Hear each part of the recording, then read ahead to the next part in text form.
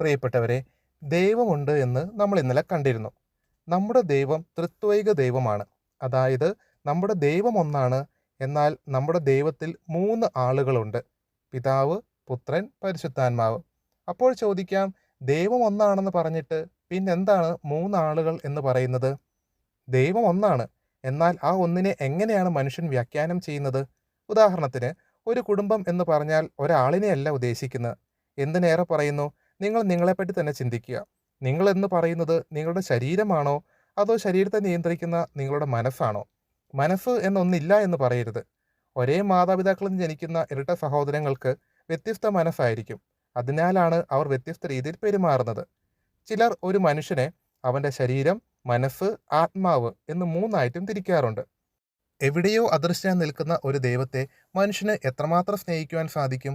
അതിനാൽ ദൈവം സ്വയം വെളിപ്പെടുത്തിയതാണ് ത്രിത്വം അഥവാ ട്രിനിറ്റി.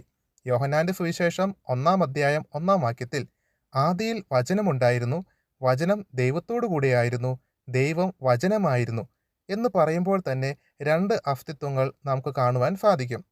ത്രിത്വത്തെപ്പറ്റി വ്യക്തമാക്കുന്ന പഴയ നിയമത്തിലെയും പുതിയ നിയമത്തിലെയും ചില പരാമർശങ്ങൾ നമുക്ക് നോക്കാം. ഉൽപ്പത്തി 1-ാം അധ്യായം 2-ാം വാക്യത്തിൽ, ദൈവത്തിൻ്റെ ചൈതന്യം വെള്ളത്തിന് മീതിൽ ചലിച്ചുകൊണ്ടിരുന്നു എന്ന് നമുക്ക് വായിക്കുവാൻ സാധിക്കും. ഇവിടെ ദൈവത്തിൻ്റെ ചൈതന്യം എന്നതുകൊണ്ട് ഉദ്ദേശിക്കുന്നത് പരിശുദ്ധാത്മാവിനെയാണ്. തുടർന്ന് വായിക്കുമ്പോൾ ഉൽപ്പത്തി 1:26, ദൈവം വീണ്ടും അരുൾ ചെയ്തു, നമുക്ക് നമ്മുടെ ഛായയിലും സാദൃശ്യത്തിലും മനുഷ്യനെ സൃഷ്ടിക്കാം. അപ്പോൾ ദൈവം അവിടെ ഈശോയോടാണ് സംസാരിക്കുന്നത്.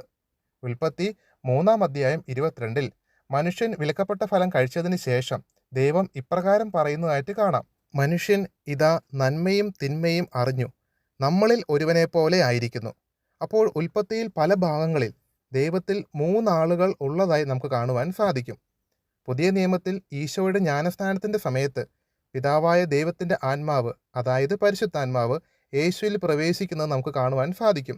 അതേസമയം തന്നെ ദൈവത്തിൻ്റെ സ്വരം കേൾക്കുന്നതായും ബൈബിളിൽ അടയാളപ്പെടുത്തിയിരിക്കുന്നു.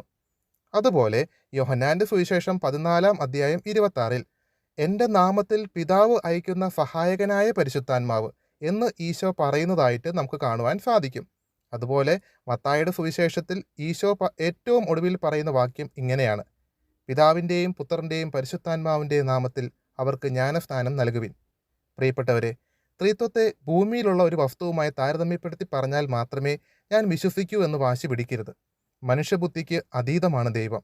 ഈശോ പറഞ്ഞതുപോലെ നമുക്ക് കാണാതെ തന്നെ വിശ്വസിക്കാം. പിതാവിൻ്റെയും പുത്രൻ്റെയും പരിശുദ്ധാത്മാവിൻ്റെയും നാമത്തിൽ ആമേൻ.